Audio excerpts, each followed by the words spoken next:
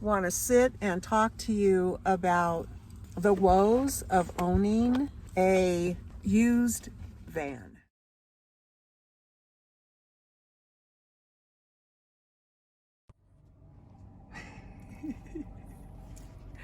All right. Next stop is Walmart because I've got a grocery order I need to go pick up. Santa's a little bit tipsy. I haven't checked in yet. I need to check in. I'll check in when I pull in.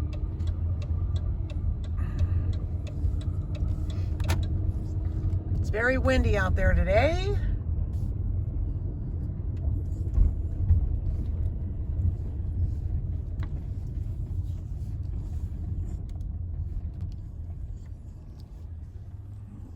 All right, I'm gonna check in. I have my pillows thrown all over the place back there because they need to put the groceries on the bed.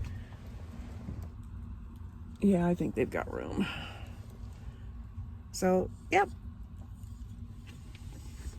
I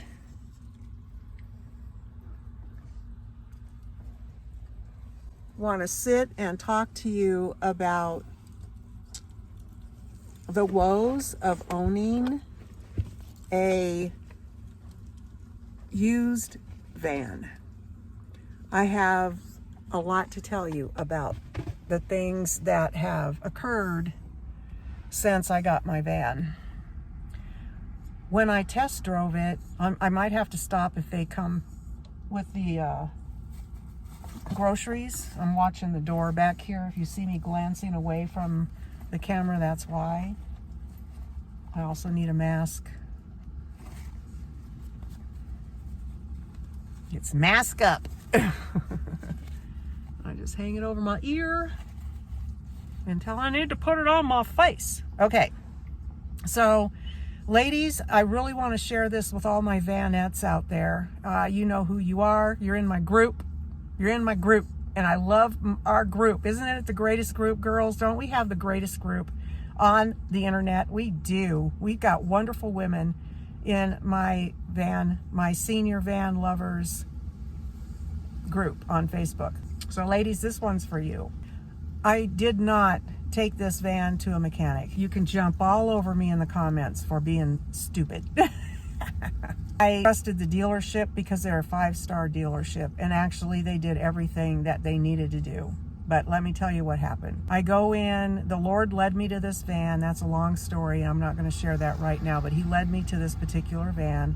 I went in and I took it for a test drive, and it pulled to the right. So I told them it pulled to the right. So they took it in, they had it fixed. Then I came back and I had to go get my title and all of that. I drove the car again over to the courthouse, which is a tiny courthouse. There's nobody in it. Nobody's in the building. It's wonderful. Ran in, got my title for my Kia Rio, came back out, got in the car, turned it on, put it in reverse, and it clunked. It did a real hard move, and I went no.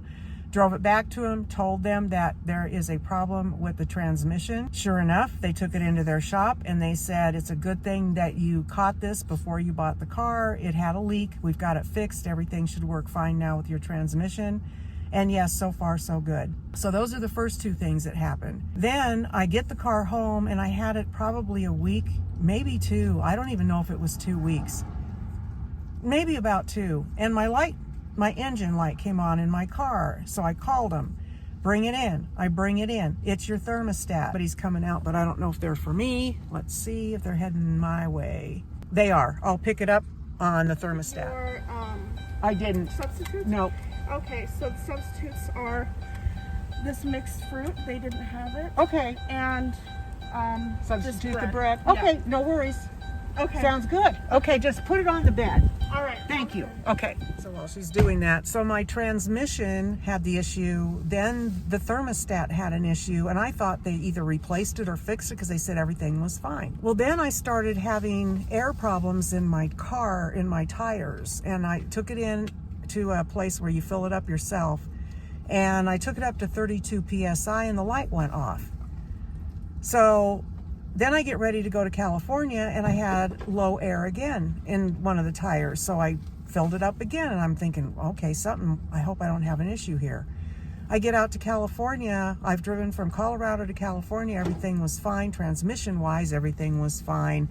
Everything else-wise, I get out to California and the engine light came on again while I was in on my way to Sacramento. He said, take it to an AutoZone, have them do the diagnostic. Well, sure enough, it was a thermostat. And I said, can I drive it? I'm in California right now.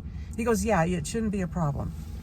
So I went ahead and I finished my whole vacation. I didn't have any more tire pressure issue until I got to Sacramento and I had low tire pressure again. So this time my girlfriend took me to a place that fills it up for you, and apparently I was underinflated. The tires, not me. I was underinflated.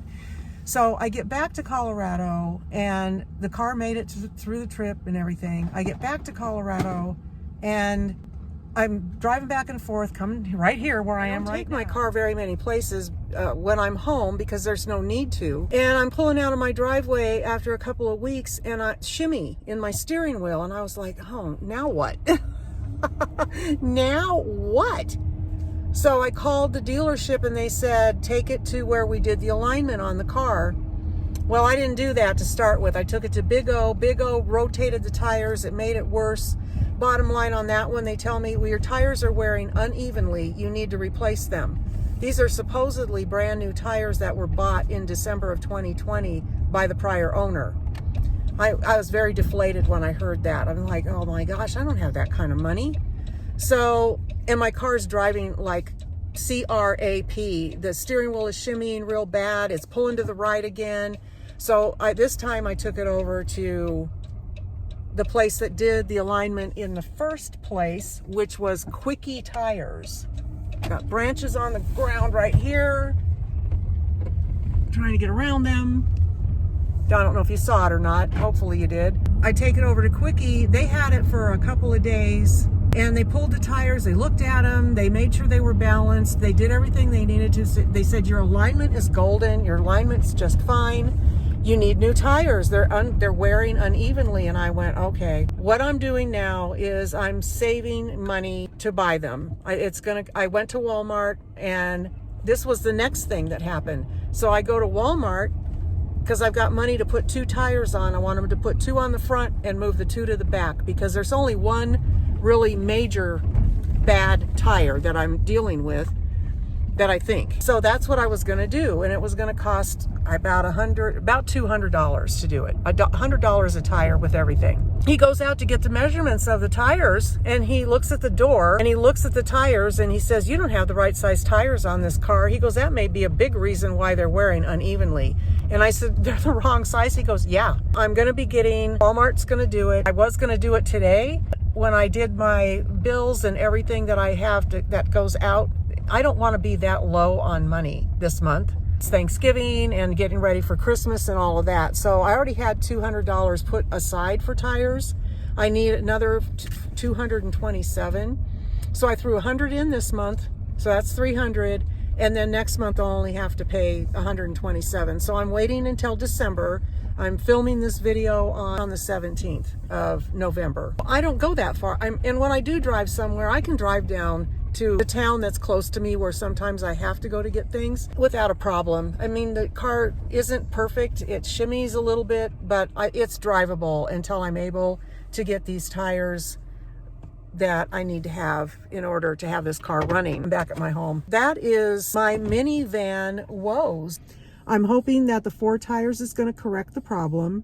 Everything else seems to be working okay. I just had the oil changed at Big O while they were looking at the tires. I said, would you change the oil for me, please? That's the only expense I've had so far, and that was $75.